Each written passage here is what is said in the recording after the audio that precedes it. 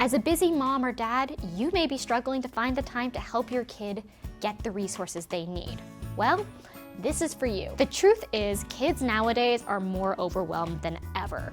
70% of children under the age of 17 report feeling anxious, tired, and more exhausted than ever before. Burnout is hitting younger and hitting faster, leading to kids not wanting to learn.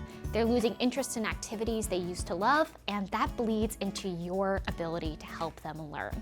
So, what do you do about it? Time management is the #1 skill schools should be teaching, but often don't. That's why we put together a simple to follow resource of all the top time management tools, techniques, and help your kid enjoy academic success while still engaging in the extracurriculars and socialization they need to thrive. Step 1, family planning. The first step before you help your kids sort out their homework and activity schedules is to put everything in one place the whole family can access. We recommend using an app like Cozy.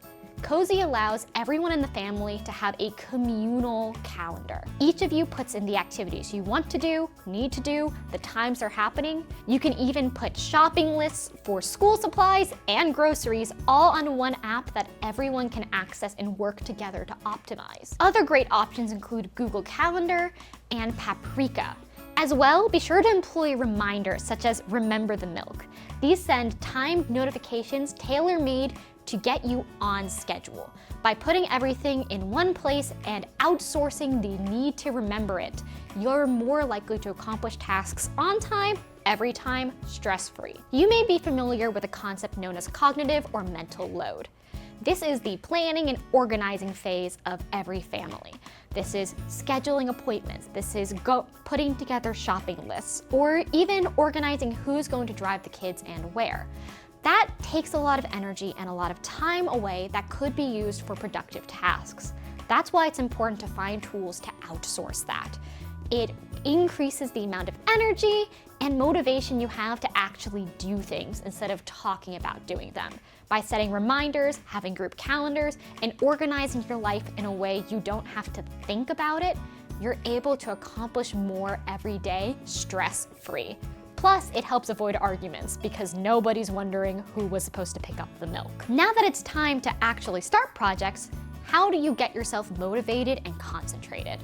Well, the first method is through the Pomodoro Technique. The Pomodoro Technique involves setting a 25-minute timer and focusing on exactly one task during it. Once the 25-minute timer ends, you take a 5-minute break. You repeat this cycle 4 times, and on the 4th time, you take a 15-minute break. So, why does this work? Often, the thing that's most difficult when it comes to starting tasks is just that, the friction that comes with beginning it. By picking one specific task and giving yourself a time limit, it takes a lot of the pressure and anxiety out of that initial push to get started.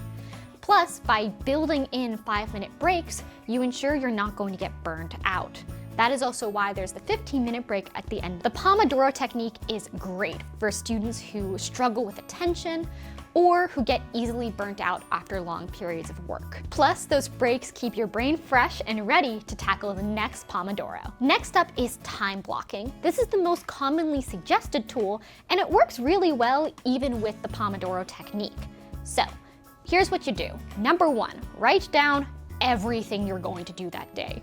Include your hobbies, your meals, your downtime, and every task you would like to accomplish. Next, organize it. Break it up by subject or by type. And number 3, schedule it out. Have your whole day blocked with different colors depending on what the subject or activity is. Now, if you look at the screen, you may notice this looks pretty similar to something, a high school schedule.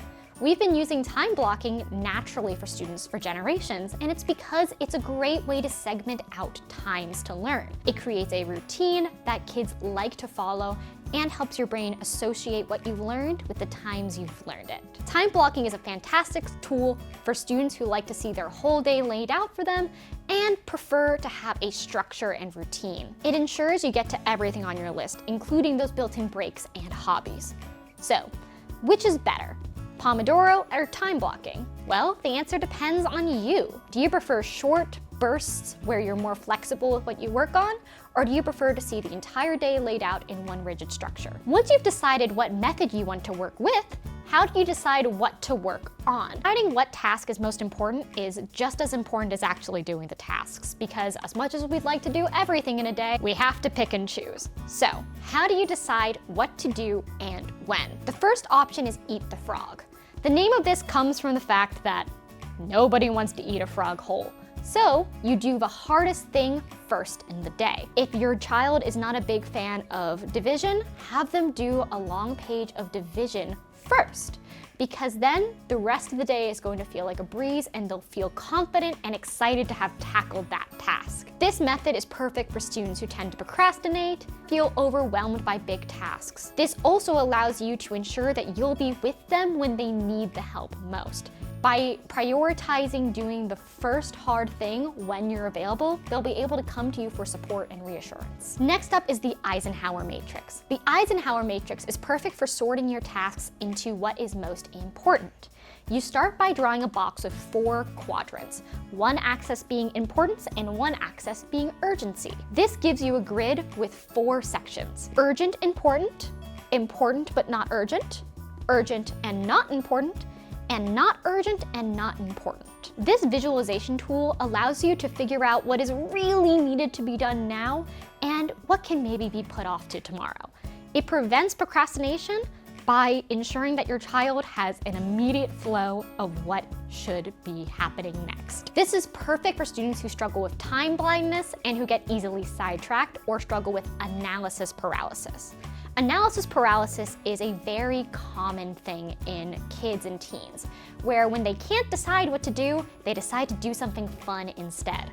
So if your child doesn't know if they should be prioritizing their math or science homework, they're more likely to wind up playing video games instead.